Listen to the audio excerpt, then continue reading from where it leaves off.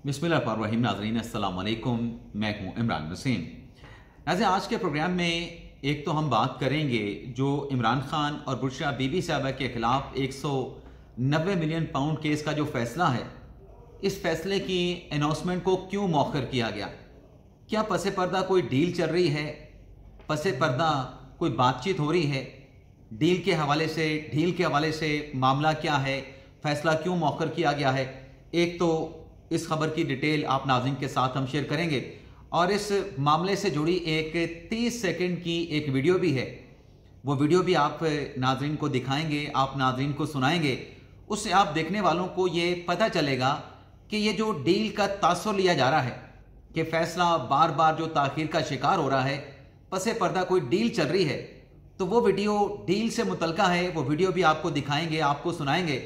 लेकिन प्रोग्राम का नाज़रीन आगाज़ करेंगे जो आज सुप्रीम कोर्ट में सिविलियन के ट्रायल के खिलाफ इंट्रा कोर्ट अपीलों पर जो समाअत हुई है, और आज की समाअत में जज साहबान की तरफ से जो प्रोसीडिंग को, अदालती कार्रवाई को छठा गेयर लगाया गया है, और फिर जो जज साहबान के रिमार्क्स थे, उन रिमार्क्स का वजारत दिफा के वकील ख्वाजा हारिस ने क्या जवाब दिया है, ये सारी डिटेल इन दोनों खबरों की प्रोग्राम में आपके साथ हम शेयर करेंगे। लेकिन ब्लॉग का आगाज़ करने से पहले आप नाजरीन से चैनल सब्सक्रिप्शन की दरख्वास्त करेंगे कि जिन दोस्तों की जानिब से अभी तक हमारे चैनल को सब्सक्राइब नहीं किया गया, उनसे दरख्वास्त होगी कि चैनल को सब्सक्राइब कर लें, बेल आइकॉन का बटन प्रेस करें, वीडियो अगर पसंद आए तो इसे लाइक भी करें और शेयर भी करें। आज नाज़रीन, जब सुप्रीम कोर्ट के 7 रुकनी आईनी बेंच ने सिविलियन के मिलिट्री कोर्ट में ट्रायल से मुतल्लिक मुकदमे की अदालती कार्रवाई का आगाज़ किया, तो जस्टिस अमीनुद्दीन खान की तरफ से, जो कि 7 रुकनी बेंच के सरबराह हैं, उनकी तरफ से वजारत दिफा के वकील ख्वाजा हारिस से ये कहा गया कि देखें ख्वाजा हारिस साहब, आप ये करें कि कल तक जो आपके दलाइल हैं, मुनासिब ये रहेगा कि कल तक आप अपने दलाइल को मुकम्मल कर लें। और जस्टिस अमीनुद्दीन खान ने उनसे ये भी कहा, वजारत दिफा के वकील ख्वाजा हारिस से, कि कौन सा मुकदमा मिलिट्री कोर्ट में चलेगा, कौन सा मुकदमा मिलिट्री कोर्ट में मुंतकिल नहीं होगा। इस हवाले से जो आपके दलाइल हैं, उन दलाइल को आप मुख्तसर रखें, और जो जजेस के सवाल हैं, अपने दलाइल के अख्ताम पर जजेस के सवालात का भी आप जो है वो जवाब दें। ख्वाजा हारिस साहब ने अमीनुद्दीन खान साहब के इस बात के बाद या इन ऑब्जर्वेशन के बाद अपने दलाइल का आगाज़ किया, तो ख्वाजा हारिस ने कहा कि देखें, ये जो 9 मई का केस है ना, इसमें मखसूस क्लास को, यानी मखसूस मुल्ज़मान को मखसूस इल्ज़ामात के तहत जो है आर्मी एक्ट के सेक्शन 2D1 के तहत जो है मिलिट्री कोर्ट में इनका ट्रायल किया गया, और इनका मिलिट्री कोर्ट में किया गया जो ट्रायल है वो कानूनी तौर पे, आईनी तौर पे, मुकम्मल तौर पे वैलिड है। कोई पिक एंड चूज जो है वो नहीं किया गया। जुर्म की नोयत ही ऐसी थी इन मुल्ज़मान की, 9 मई के मुल्ज़मान की, कि इनका मिलिट्री कोर्ट में ट्रायल जो है इसको ट्रांसफ़र किया गया। फिर ख्वाजा हारिस ने कहा कि यही अदालत खुद ये करार दे चुकी है कि अगर कोई मुल्ज़म सिविलियन है और वो ऐसे जुर्म का इर्तिकाब करता है जो मिलिट्री एक्ट के नीचे आता है, तो फिर उसका ट्रायल जो है वो मिलिट्री कोर्ट में ही चलेगा। इसमें नाज़रीन, जैसे मोहम्मद अली मज़हर ने उनसे ये पूछा कि जो 2D1 है और 2D2 है, इसे कब जो है वो एक्ट में जो है वो शामिल किया गया। ख्वाजा हारिस ने जवाब दिया कि ये 1967 में जो है इसे एक्ट में जो है वो शामिल किया गया था। जैसे जमाल खान मंदोखेल ने कहा कि जो आर्मी एक्ट का सेक्शन 31D है, उसमें जितने भी जुराइम लिखे गए हैं, वो तमाम जो जुराइम हैं वो आर्म फोर्सेस के अफसरान और उनके जवानों के हवाले से हैं कि उनका जो है मिलिट्री कोर्ट में ट्रायल चलेगा। जैसे जमाल खान मंदोखेल ने कहा कि जो इतने सारे ऑफेंसेस 31D में दिए गए हैं, ये कहाँ पे फिट होते हैं, इसका अदालत ने जायजा लेना है कि इन ऑफेंसेस का जो इतलाक है वो किन अफराद के ऊपर किया जाएगा। ख्वाजा हारिस ने कहा कि कॉन्स्टिट्यूशन ने मिलिट्री कोर्ट्स को एडमिट किया है। ख्वाजा हारिस ने कहा कि आइन इजाज़त देता है, देखना यह है कि उसमें कौन कौन से केसेस जो है वो मिलिट्री कोर्ट में चले, उन पे ऑफेंसेस क्या आते हैं, उनकी नोयत क्या आती है, ये अदालत बेशक देख ले, देखना है तो। जस्टिस मुसर्रत हिलानी ने कहा कि असल मसला तो प्रोसीजर का है, असल मसला प्रोसीजर का है कि मिलिट्री कोर्ट में ट्रायल जो है वो कैसे सिविलियन का किया जा सकता है। जैसे जमाल खान मंदोखेल ने कहा कि आर्मी एक्ट का इतलाक जो है वो तो सिर्फ मिलिट्री के लोगों के ऊपर होता है। मैंने रात गए सारी फाइलें खंगाली हैं, मैंने जो पढ़ा है उसके मुताबिक तो इन ऑफेंसेस का जो इतलाक है, आर्मी एक्ट का जो इतलाक है, वो तो मिलिट्री के लोगों के ऊपर होता है। ख्वाजा हारिस ने इसका यह जवाब दिया कि अदालती फैसले में बड़ा वाज़ेह तौर पर लिखा गया है FBI केस में कि अगर सिविलियन का जो जुर्म है वो आर्मी एक्ट के नीचे आता है तो फिर उसका ट्रायल मिलिट्री कोर्ट में ही चलेगा। जैसे जमाल खान मंदोखेल ने फिर उनसे यह सवाल पूछा, क्या सिविलियन का जो ट्रायल है जो मिलिट्री कोर्ट में होता है क्या उसको कोर्ट मार्शल कहते हैं? क्योंकि मंदोखेल साहब ने कहा कि अगर किसी आर्मी ऑफिसर का ट्रायल हो तो उसको फील्ड जनरल कोर्ट मार्शल कहा जाता है, तो क्या सिविलियन का जो मिलिट्री कोर्ट में ट्रायल होता है वो भी कोर्ट मार्शल ही कहलाता है? तो इस पर ख्वाजा हारिस ने कहा कि बिल्कुल वो भी कोर्ट मार्शल प्रोसीडिंग ही कहलाता है। जस्टिस मोहम्मद अली मजहर ने उनसे ये इस्तफसार किया कि आप ये बताएं कि FPLE केस जिसका बार बार आप तज़किरा कर रहे हैं और आपके ये दलाइल भी हैं कि इस फैसले के तहत सिविलियन का मिलिट्री कोर्ट में ट्रायल हो सकता है, दरअसल FPLE केस में चैलेंज क्या किया गया था ये बताएं। इस पे वजारत दिफा के वकील ख्वाजा हारिस ने कहा कि वहां पे चैलेंज किया गया था कि वो जो लोग जिनको ट्राई किया गया मिलिट्री कोर्ट में वो सिविलियन थे, वो फौज में मुलाजमत के लिए भर्ती किए गए थे। वहां पे चैलेंज किया गया था कि सिविलियन का जो है वो ट्रायल नहीं हो सकता मिलिट्री कोर्ट में। ख्वाजा हारिस ने कहा कि यहां पे जो बात हो रही है वो जो FPLE केस में मुल्जमान अदालत के सुप्रीम कोर्ट के सामने आए थे, उनके कुछ ऑफेंसेस ऐसे भी थे जो फौज से रिटायरमेंट के बाद सिविलियन थे, सिविलियन की हैसियत से फौज में भर्ती हुए, लेकिन रिटायरमेंट के बाद में उन्होंने कुछ ऑफेंसेस किए तो उनका मिलिट्री कोर्ट में जो है वो ट्रायल किया गया। जस्टिस मुसर्रत अलाली ने सवाल पूछा कि ये जो आर्मी एक्ट के आप ऑफेंसेस की बात कर रहे हैं, अगर मिलिट्री का कोई ऑफिसर जो आइन है उसको सस्पेंड कर देता है तो क्या उस ऑफिसर का जो आइन को सस्पेंड करने का जो ऑफेंस है वो आर्मी एक्ट में दिया गया है? जिस पे ख्वाजा हारिस ने कहा कि जो आर्मी एक्ट है उसमें फौजी अफसरान के हल्फ से रूगुर्दानी, हल्फ की खिलाफ वर्जी का ऑफेंस तो दिया गया है, लेकिन जो स्पेसिफिकली आपका सवाल है वो आइन के आर्टिकल 6 में कवर होता है। जस्टिस मोहम्मद अली मजहर ने कहा कि आइन का आर्टिकल 6 जो है उसका इतलाक तो सब पे होता है। जब आइन में बात लिखती गई तो वो प्रिवेल करेगी एक्ट में है या नहीं है, लेकिन आइन में दी गई बात जो है उसका इतलाक फौजी अफसरान पे भी होगा और इसका इतलाक जो है वो आम लोगों पर भी होगा, दूसरे लोगों पर भी होगा जो आइन को सस्पेंड करेंगे या आइन की खिलाफ वर्जी करेंगे, आइन शिकनी के मुर्तकब करार पाएंगे। जस्टिस जमाल खान मंदोखेल ने यहां पर यह सवाल किया कि जो अदालतें हैं वो डिक्टेटर के इकदाम की तौसीक करती हैं, क्या उस डिक्टेटर के इकदाम की तौसीक करने वाले जो जजेस हैं उनका भी आर्टिकल 6 के तहत आइन शिकनी का ट्रायल होगा? इस पर नाज़रीन ख्वाजा हारिस साहब ने उनसे कहा कि देखें आप इस बात को रहने दें, इस पर फिर कभी बात कर लेंगे। लेकिन जस्टिस मोहम्मद अली मजहर ने कहा कि साबिक सदर परवेज मुशर्रफ का जो आइन शिकनी का ट्रायल हुआ था उसमें जजेस के नाम शामिल किए गए थे, लेकिन बाद अज़ां उन जजेस के नाम को जो है वो आइन शिकनी के ट्रायल से निकाल दिया गया था और सिर्फ परवेज मुशर्रफ का ट्रायल करने का फैसला किया गया था। गालिबन नाज़रीन जो मुझे याद पड़ता है कि उस ट्रायल में, परवेज मुशर्रफ के ट्रायल में साबिक चीफ जस्टिस अब्दुल हमीद डोगर का नाम जो शामिल किया गया था कि उनका भी आइन शिकनी का आर्टिकल 6 का ट्रायल होना चाहिए। जैसे जमाल खान मंदोखेल ने कहा कि असल सवाल यह है कि सिविलियन का ट्रायल मिलिट्री कोर्ट में किस हद तक हो सकता है। ये तो हम मान सकते हैं कि सिविलियन का मिलिट्री कोर्ट में ट्रायल हो सकता है, लेकिन एक्चुअल सवाल यह है कि किस हद तक जो है वो मिलिट्री कोर्ट में सिविलियन का ट्रायल हो सकता है। ख्वाजा हारिस ने कहा कि आपके जो सवालात हैं, आपके सवालात का मैं जवाब दूंगा।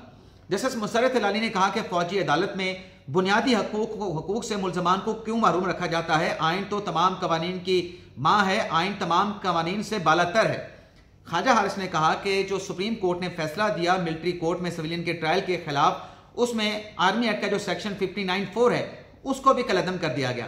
जस्टिस जमाल खान मंदोखेल ने कहा कि आर्मी एक्ट में कई जुराइम दिए गए हैं, कई जुराइम का जिक्र है, लेकिन ये सिर्फ फौजी अफसरान के हवाले से है। ख्वाजा हारिस ने जज साहब के सवाल का यह जवाब दिया कि ऑफिशियल सीक्रेट एक्ट का जो सेक्शन 2D2 है, 2D1 है, इसको आप आर्मी एक्ट के तनाजर में इन दोनों सेक्शन को, ऑफिशियल सीक्रेट एक्ट के इन दोनों सेक्शन को आप इस तनाजर में मिलिट्री एक्ट के साथ जो है वो देख कर पढ़ेंगे।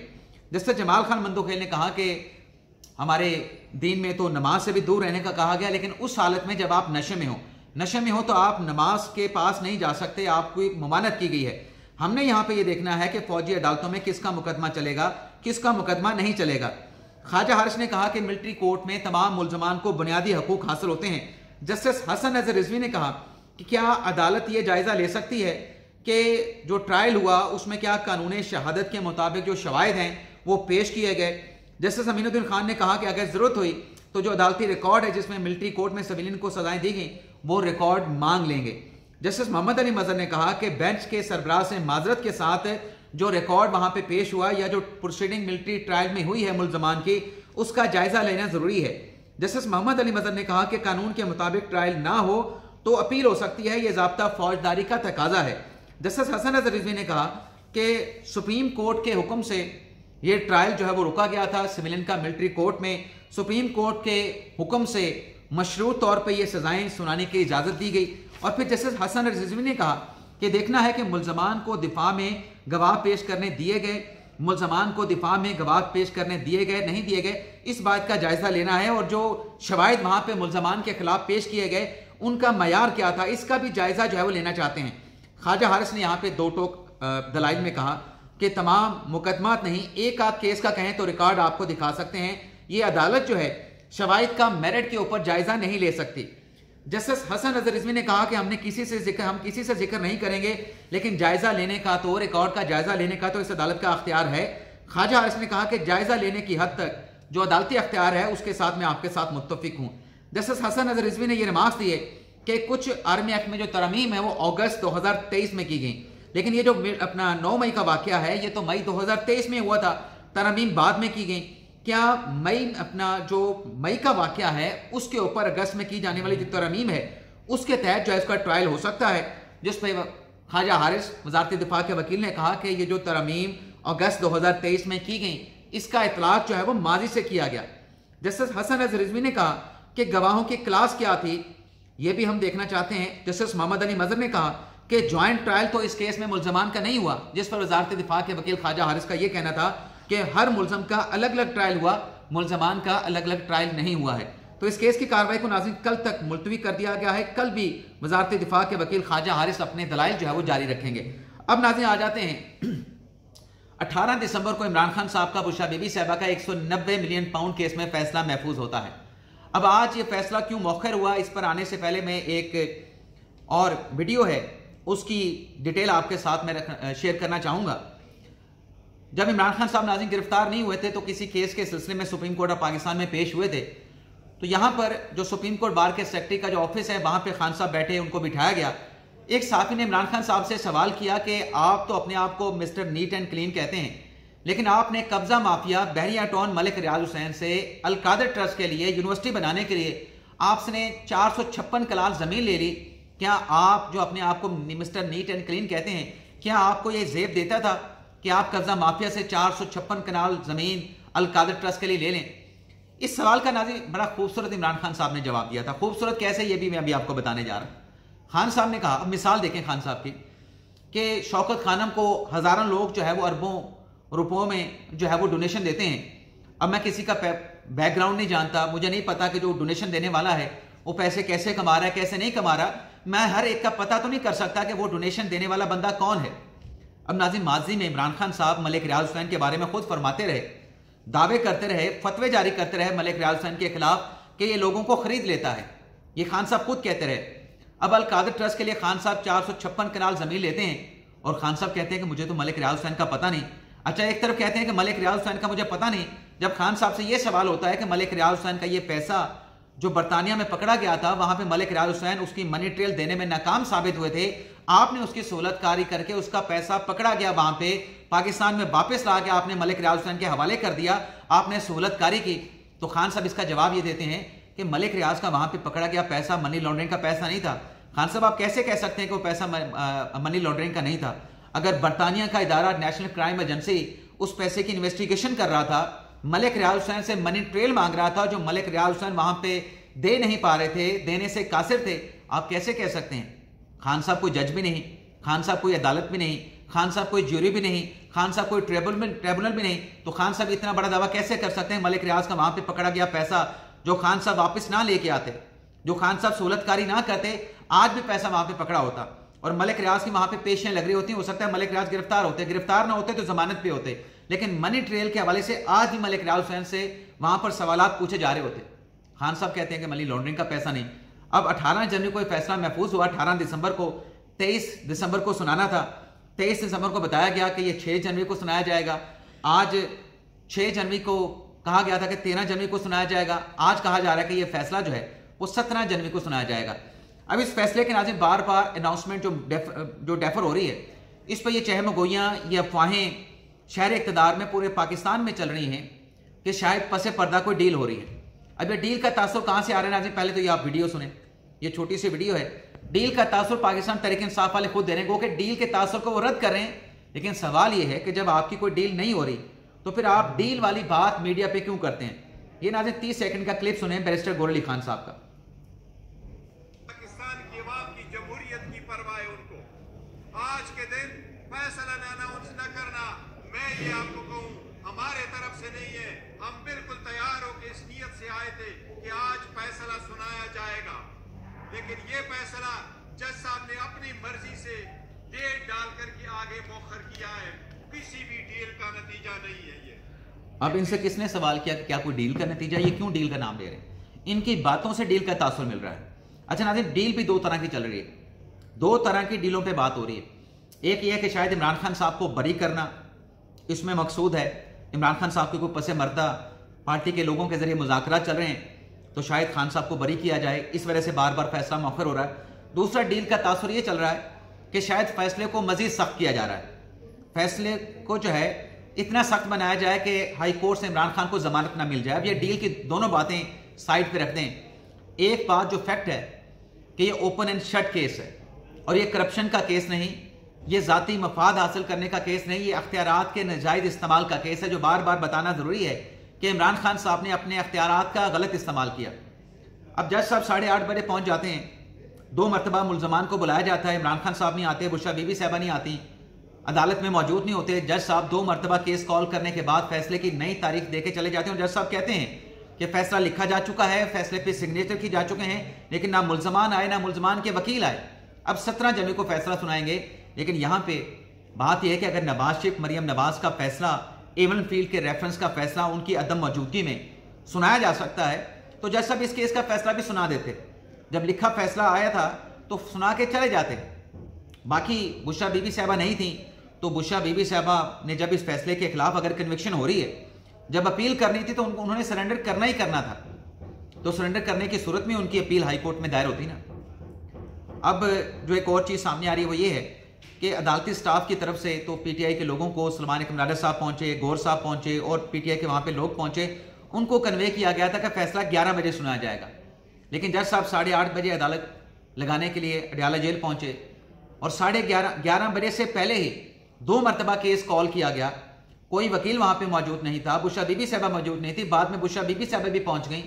लेकिन जज साहब ने 11 से पहले ही अदालती कार्रवाई को 17 जनवरी तक, फैसले के अनाउंसमेंट को 17 जनवरी तक मौखर कर दिया। देख लेते हैं 17 जनवरी को क्या फैसला आता है। इजाज़त चाहते हैं नाज़रीन, अल्लाह हाफिज़।